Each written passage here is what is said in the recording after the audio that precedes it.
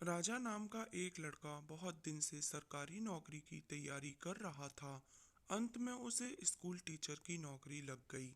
जिस स्कूल में उसे पढ़ाने जाना था वो शहर से काफ़ी दूर एक गांव में था।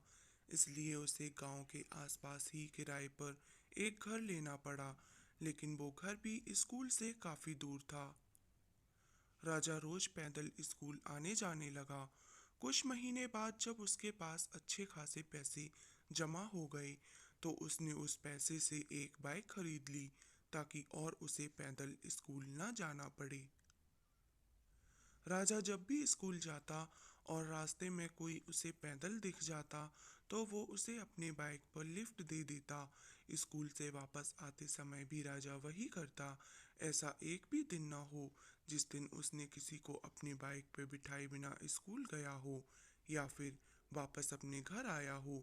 उससे जितना हो सकता वो सबकी मदद करने की कोशिश करता।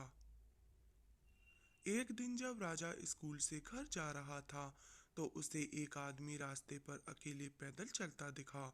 उसने रोज की तरह उस आदमी के पास जाकर बोला कि आप मेरे बाइक पर बैठ जाइए, मैं इसी रास्ते से जा रहा हूँ, आपको आगे छोड़ दूंगा। वो आदमी खुशी खुशी बैठ गया।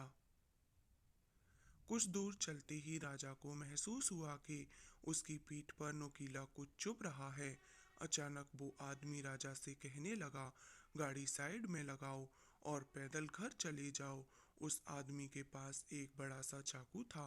राजा डर गया और गाड़ी रास्ते के साइड में लगा दिया।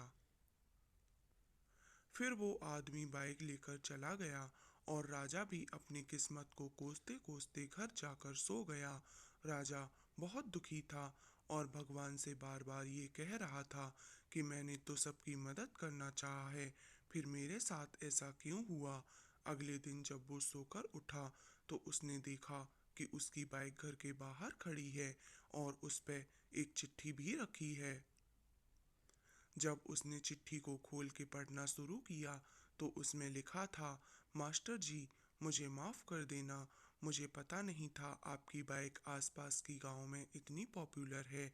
जिसने भी मुझे इस बाइक पर देखा उसने ही मुझसे पूछा कि ये तो मास्टर जी की बाइक है, तुझे ये कहाँ से मिली। सबको पता चल गया कि मैंने आपकी बाइक चोरी की है, इसलिए मैं आपको आपकी बाइक लौटा रहा हूँ। हो सके तो मुझे माफ कर देना।